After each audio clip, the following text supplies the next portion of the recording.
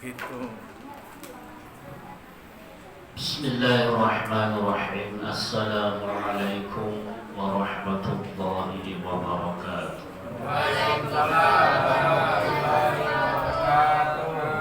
Alhamdulillahi rabbil alamin wa bihi nasta'inu ala umurid dunya waddin.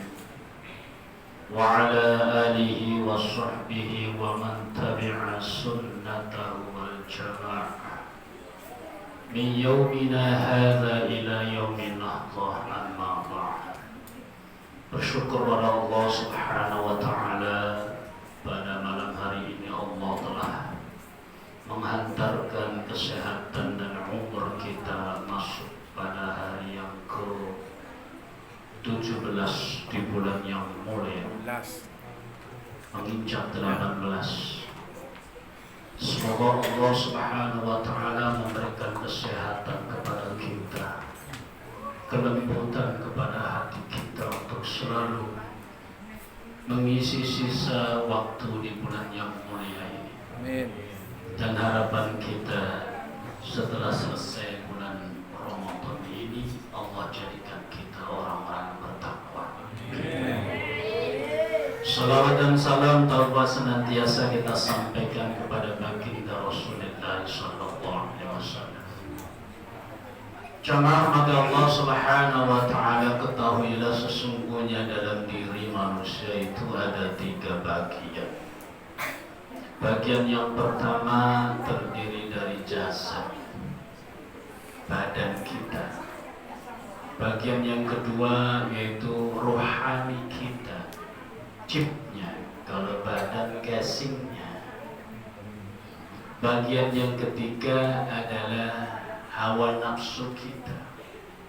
Programnya itu hawa nafsu kita atau syahwat kita. Badan kita ini adalah Allah ciptakan dari benda-benda yang busuk, karena makanannya dari makanan yang busuk.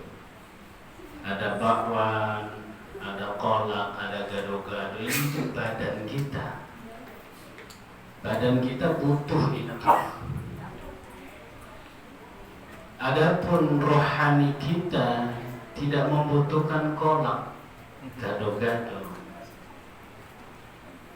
Kalau badan kita makanannya sesuatu yang zahir dan busuk, karena badan ini busuk.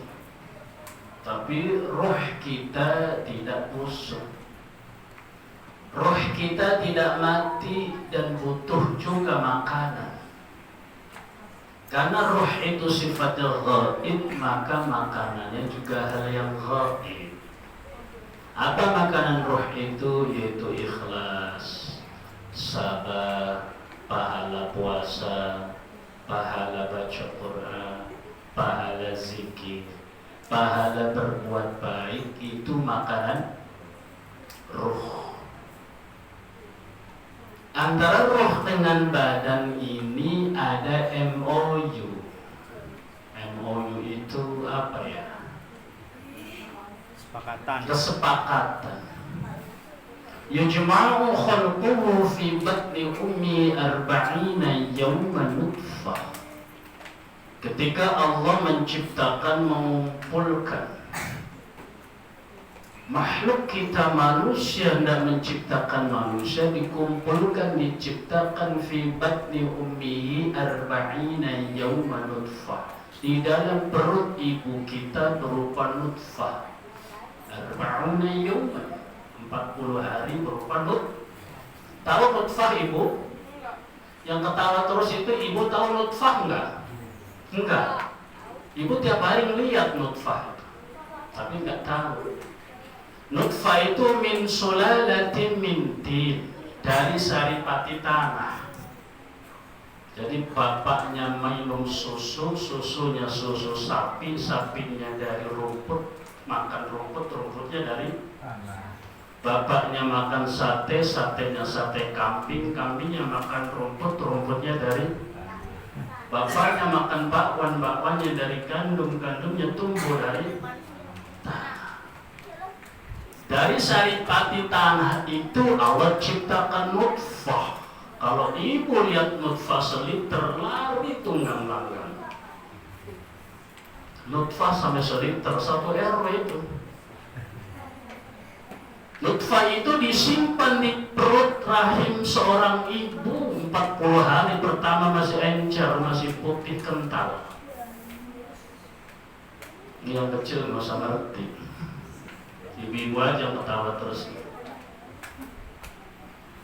Summa alaqatan ay 40 yawm. Dari nutfah Allah rubah menjadi alaqah, segumpal darah. 40 hari kedua berarti 80 hari. Summa mudghatan ay 40 yawman, dari segumpal darah Allah rubah segumpal daging. 40 hari yang ketiga 120, maka 4 bulan. Fi qararin makin, disimpan di tempat yang kokoh. Jadi daging ini ada di rahim ibu, disimpan di tempat yang kokoh. Yang tadinya dari nutfah, yang nutfah dari saripati. Nah, kalau bapaknya makan behal nggak bagus. Kalau bapaknya makan koral nggak bagus. Nutfahnya itu nggak bagus. Nutfah itu dari saripati tanah. Yang penting bapak ngerti nutfah ya. Anak kecil saya nggak kasih tahu, udah pintar sendiri ya. Bapak yang dirahmati Allah dan ibu, setelah 40 hari kali 3 berada di perut seorang ibu, disimpan di tempat yang kokoh. Kenapa kokoh? Karena ibunya makan bakso 5 mangkok, daging tadi nggak kelelep. Ada daging kelelep, calon bayi kelelep? Nggak ada. Sudah 120 hari, wa yursalu alaihi al-malaika. Allah perintahkan kepada malaikat, fayanfukhu fihi ar-ruh, untuk meniupkan ruh yang ada di Lauhul Mahfuz masuk ke dalam rahim yang di dalamnya ada gumpalan daging yang umurnya 100, yang tadinya mati menjadi hidup. Sudah begitu, nih baru buyunya Allah katakan melalui Rasulullah SAW, bikatbi rizkihi wa katbi ajalihi, ditetapkan rizkinya, ditetapkan ajalnya.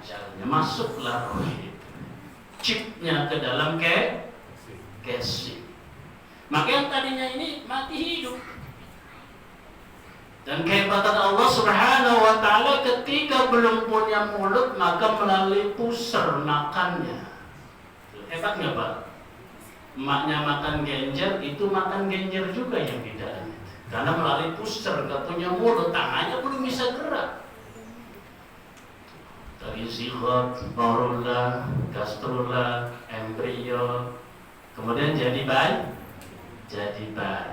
Tapi 120 hari sudah ditetapkan ajalnya dan rizkinya. Kapan ajal itu akan pisah? Kapan roh itu akan pergi dari casing dari badan kita? Allah nggak kasih tahu. Sebab kalau dikasih tahu stres nggak Pak? Stres. Ada Pak Amir sih, namanya Pak Amir. Nggak ada ya? Pak Amir kata Allah, ntar 1 Syawal mau pisah ruhnya dari badannya, alias kira-kira istrinya stres nggak? Udah nggak mau masak lagi istri, ya bapaknya sudah Syawal, ini sudah tanggal berapa ini? 18. Ngitung tanggal terus. Anaknya stres nggak? Stres nggak mau sekolah, acara pulang kampung bubar, Syawal mau digotong. Stres semua, tetangganya stres juga, RT-nya tuh udah siap-siap kain kafan. Maka acaranya ini nggak dikasih biar manusia nyaman, nggak stres. Itu hebatnya Allah. Tapi pasti ajal itu pas mati itu intiqal, lepasnya ruh dari badan karena habis kontrak. Ketika habis kontrak kemudian ruh itu tidak punya bekal makanan, maka dipastikan ruh itu seperti mengarungi lautan tanpa perahu. Man dakhala al-qabri bila zadin faka'annama raqibal bakhri bila safinatin. Barang siapa masuk dalam kubur tanpa bekal, maka seperti mengarungi lautan tanpa perahu. Kemana Pak Eko? Mau ke Tegal, bawa duit? Kagak. Bawa mobil? Gembol aja gitu. Tahu gembol? Ya sarung dipuntel baju gitu. Sengsara enggak? Kalau cuma ke bala pulang ke Tegal, apalagi ke alam kubur tanpa bekal. Dipastikan ruhnya sengsara seperti mengarungi lautan tanpa perahu. Ya, megap-megap. Nggak percaya silakan nanti. Nggak percaya silakan. Saya nggak cuma nyampein doang. Oh nggak percaya, rebus Ustaz ya silakan. Jangan mata Allah Subhanahu Wa Taala. Ruh itu makanannya berpahala. Pahala itu sifatnya roh. Pahala itu seperti gambarannya seperti pelampung. Bapak kalau ngapung di laut, megap-megap yang dibutuhkan itu nasi padang apa pelampung? Duit apa pelampung? Istri apa pelampung? Cuma pelampung doang, nggak butuh mobil, nggak butuh rumah, nggak butuh apa, yang dibutuhkan cuma triken. Percaya nggak? Apa yang lagi begini, udah inget duit sekarang itu? Enggak, yang dibutuhkan cuma pelampung sama bantuan sekoci. Kira-kira begitu ruh itu nanti kalau masuk ke alam kubur. Karena mobil nggak berlaku, harta nggak beramal udah nggak bisa. Yang dibutuhkan cuma pelampung. Apa pelampung? Itu bekal ibadah tadi.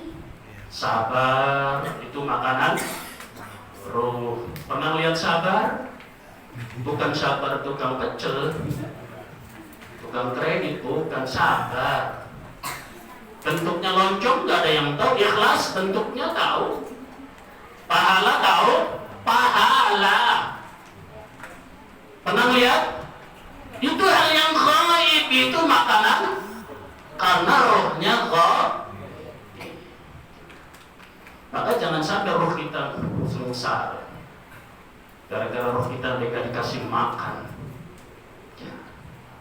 nggak dikasih pinjam tangan, nggak dipakai untuk ibadah, dikasih pikiran nggak dipakai untuk, dikasih mata nggak dipakai untuk ibadah, dikasih kaki nggak dipakai untuk ibadah. Tuh, rohnya nanti seperti mengarungi lautan tanpa perahu. Kemudian bagian yang ketiga adalah hawa nafsu. Penting nggak hawa nafsu? Oh penting. Dengan hawa nafsu kita berdinamika, dengan hawa nafsu kita punya cita-cita. Pengen punya anak yang saleh, ingin menyantunin orang, ingin naik haji, ingin umroh, ingin ini, ingin itu, ingin kawin lagi, kan gitu. Ya. Kalau istrinya satu masih sengsara, istrinya dua, nambah istri nambah dua masih sengsara, nambah tiga, nambah istri nambah ibu manyun aja deh. Tapi yang satu ketawa terus. Banyak istri banyak. Itu benar. Kalau zaman dulu banyak anak, kalau sekarang banyak istri banyak bohong. Ustaznya sering bohong kalau istrinya dua, dapurnya dua sering. Mas Eko kalau dua dapurnya sering bohong. Demi Allah. Jangan coba-coba kalau ilmunya nggak cukup. Enaknya sentulit, susahnya nyundul langit. Ada orang Jawa. Enaknya sentulit, susahnya nyundul langit. Kalau nggak siap jangan. Kalau nggak siap Suka bohong kan? Suka? Satu aja ibadah yang bagus, entah di surga diganti 100 bidadari. Ketua bidadarinya istri kita yang satu itu, insya Allah. Daripada 4 ketua bidadarinya 4 itu, berantem mulu nanti. Masa ratunya ada 4? Enak satu. Jamaah pada Allah Subhanahu wa Ta'ala. Hawa nafsu kita ini penting, dan hawa nafsu itu seperti api. Api penting, tapi harus di-manage. Kalau nggak di-manage, bahaya. Listrik penting, harus ada saklar. Kalau nggak, bahaya. Nggak percaya silakan. Air penting, tapi harus di-manage. Kalau nggak di-manage berbahaya. Hawa nafsu pun sama. Maka ada cara satu memanage hawa nafsu yang bernama taubih. Pernah bertaubih? Ibu tahu taubih? Bapak, taubih itu masuk ke kamar, jelek, tutup kamar, kacanya lembut, ngajak, nafsu, syahwat lu gimana sih? Lu mancing gua ikut, lu maunya mancing gua ikut, lu maunya jentul main catur mulu bermalam-malam gua ikut, diajak ngomong, lu maunya ngadu burung mulu gua ikut lu maunya makan mulu ada di kapalnya sabung juragan malam pakai makanan yang enak, lu papak lu parah dan gua ikut. Diajak ngomong, kenapa sih lu kalau diajak ngaji susah? Bilangnya kalau diajak ngaji ayo, saya nggak punya waktu, sibuk. Emang orang yang ngaji itu orang pengangguran nih hawa nafsu? Emang orang ngaji itu orang pengangguran? Ente diajak ngaji bilangnya sih? Ada di sini begitu? Nggak ada. Insya enggak. Diajak ngomong hawa nafsu itu. Lu gimana sih, kaki lu manjat gunung Pangrango gua ikut, manjat gunung Salak gua ikut, lu timbang manjat musola trapnya cuma 3 ini kok gak kuat kaki lu, gimana? Tuh. Lu harus nyadar, umurnya udah 60 tahun masih begini terus. Pernah gak begitu sendirian? Namanya taubih. Mengajak ngomong hawa nafsu. Kenali hawa nafsu kita, kan itu bagian tubuh kita. Lu gimana sih, kan begitu. Jamaah Allah Subhanahu wa Ta'ala. Manusia kalau bisa memanage hawa nafsu lebih hebat dari malaikat. Malaikat itu taat kepada Allah, pantas nggak punya hawa. Nah, manusia punya hawa nafsu, wa amaratum bisu, yang mengajak pada keburukan, tapi dia bisa plencengkan untuk kebaikan. Itu hebat. Mas, ayo kita dukung. Ini malam minggu, di mana? Tenis club itu cakep malam minggu. Tenis club tahu? Nggak tahu tenis club? Ustaznya tahu tenis club. Cibitung Sukabumi sebelah. Nah, gelap, lampunya kelip-kelip, tulisannya angker bir skot apa skut? Skut ya? Nah, gelap. Yang di sana nggak ada nenek-nenek bawa PPO, bawa minyak angin, nggak ada. Yang ada perempuan cantik Spalding, ces baunya. Nggak ada pakai balsem, nggak ada. Kira-kira begitu Mas Eko. Kalau nggak percaya silahkan. Itu munculnya jam 8, jam 9, jam 10. Namanya Dennis Club. Ini malam minggu om. Aduh sayang bener ya, aku nggak punya duit. Mana malam minggu nggak punya duit, jadi sayang bener ini. Yang satu lagi, ayo kita ke sana, mana Dennis Club malam minggu. Oh enggak, duit saya banyak, mobil saya banyak. Ibuat anak aku takut kepada Allah. Yang satu nggak maksiat karena nggak punya, yang satu nggak maksiat, duitnya banyak, takut kepada. Sama-sama nggak maksiat, yang bagus yang mana ini? Yang nggak maksiat padahal tampangnya ganteng, duitnya banyak, mobilnya nggak mau maksiat, nggak mau pergi dugem, ini nggak pergi dugem, pantas aja nggak punya. Malaikat taat, manusia taat, lebih hebat manusia. Karena manusia punya hawa nafsu. Yang terakhir, lamaannya Mas ya? Nggak apa-apa. Yang terakhir, setelah hawa nafsu diajak bertaubih, maka hawa nafsu dipressure untuk yang kedua, namanya al-himya.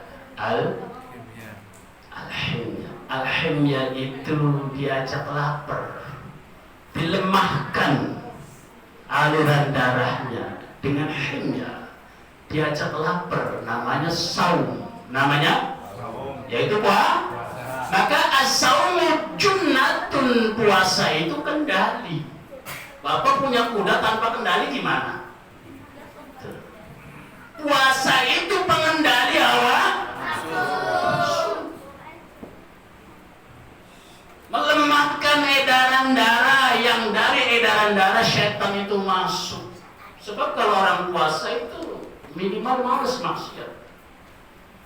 Cepet dong ngambil beras, ntar ketahuan orang. Kamu gimana sih nyolong beras, lelet amat. Sorry bro, gua lagi puasa. Mau nyolong beras, kamu lemes lagi puasa, ada? Gak ada yang ada. Kalau dia berpuasa gak bakalan nyolong. Kamu lambat banget itu nyolong motor, gak ketahuan. Aku lemes lagi puasa, ada? Enggak ada. Karena kalau berpuasa itu dilemahkan. Insya Allah. Namanya al-himya. Bahkan Imam Athaillah mengatakan al-himyatu ra'sud dawai. Lapar itu sumbernya sehat. Kalau Bapak mau sehat, silahkan sering lapar. Minimal sebulan 11 kali. Senin, Kamis, Senin, Kamis, 4 minggu berarti 8. Ditambah yaumul bid 3 hari 11. Atau minimal 8 hari berhimya. Mengobati badan kita dengan lapar sebulan 8 hari. 1 tahun, 1 bulan berhimya, namanya Ramadan. Kebalikan himnya adalah al-bitna. Al-bitna ra'sud da'i. Kenyang itu sumbernya penyakit. Nggak percaya silahkan. Kenyang sumbernya penyakit. Orang yang sering kenyang terus, yang malam kenyang, makannya enak terus, rumahnya di AC, mobilnya AC, kantornya AC, nggak pernah olahraga, energinya numpuk banyak, umur 52 tahun jalannya sudah begini berarti. Karena kenyang terus. Karena kenyang itu adalah sumbernya penyakit. Namanya al-fitnah. Maka ditekan dengan puasa. Dan puasa itu Allah perintahkan bukan hanya pada masa kita. Orang-orang terdahulu diperintahkan untuk puasa, tapi bukan Ramadan namanya, ada sendiri. Setiap nabi beda puasa. Bahkan orang yang bukan Islam pun puasa. Dukun santet puasa kan? Puasa. Dukun santet puasa. Dukun santet itu puasa. Pengabdi setan puasa. Kalau nggak puasa dia nggak bisa nyantet. Orang Nasrani puasa. Yahudi puasa. Orang Hindu, orang Buddha puasa. Ulet puasa nggak ulet? Ulet puasa. Kalau nggak puasa nggak jadi kupu-kupu. Makan terus. Ya nggak bakalan indah. Makan terus. Bagaimana caranya ulat yang tadi menjijikkan menjadi kupu-kupu yang indah, yang mencrot? Nggak mungkin di kotoran, tapi di kembang-kembang, di taman-taman. Hebat nggak tuh? Dari ulat yang menjijikkan dengan sebab berpuasa dia jadi kepong. Tapi jadi kepong, jadi kupu-kupu yang indah. Ada kupu mencrot di kotoran? Jarang ya. Kalau kupu-kupu itu biasanya di taman-taman yang indah. Itu dari ulat. Ada ular puasa, ular itu puasa. Tadinya minder ular itu untuk di hadapan ular betina, minder karena kulitnya jelek, sisiknya jelek, minder. Akhirnya berhenti dia, alhamdulillah, lapar dulu, nggak mau makan. Yang di dalam lubang diem, yang di atas diem, sampai kecil badannya, kemudian melupas kulitnya. Ketika melupas kulitnya, kinclong lagi, glowing lagi, kulitnya ganjen lagi itu ular. Di depan betina, ular betina. Kenapa dia ganjen? Karena kulitnya baru. Kenapa dia kulitnya baru? Berpuasa. Ayam puasa. Ayam puasa.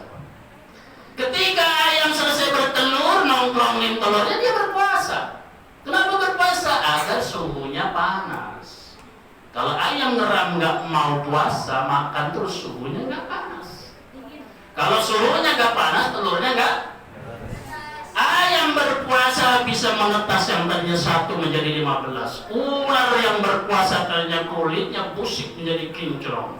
Ulat yang berpuasa yang tadinya ulat menjijikkan jadi kuku. Ketika kita berpuasa imanan wa ihtisaban, kita kendalikan hawa nafsu kita, insya Allah Allah ampuni dosa kita. Amin. Mbak umurnya berapa? 65 tahun. Mbak berapa Mbak? Umurnya berapa? 65. Betapa hebat dua mbah ini, umurnya 65, nanti di bulan Syawal seperti bayi yang baru lahir, ruhaninya kinclong, ruhaninya glowing. Mbak tahu glowing? Ya. Kenapa rohaninya kinclong glowing? Karena berpuasa imanan wa ihtisaban, ghufira lahu ma taqaddama min dhanbi. Allah ampuni dosanya. Seperti anak yang baru lahir. Dulu mbah dalam badan suci di rahim. Setelah berpuasa mbah kembali minal aid wal faiz. Dulu suci, hari ini suci, nanti di bulan Syawal. Maka faiz, berbahagialah orang yang suci rohaninya. Punya mobil baru senang, punya rumah baru senang, punya istri baru takut ada mati, punya jabatan baru senang, apalagi punya rohani yang seperti bayi baru. Faiz, berbahagia. Ihdinas siratal mustaqim. Assalamualaikum warahmatullahi wabarakatuh. Waalaikumsalam.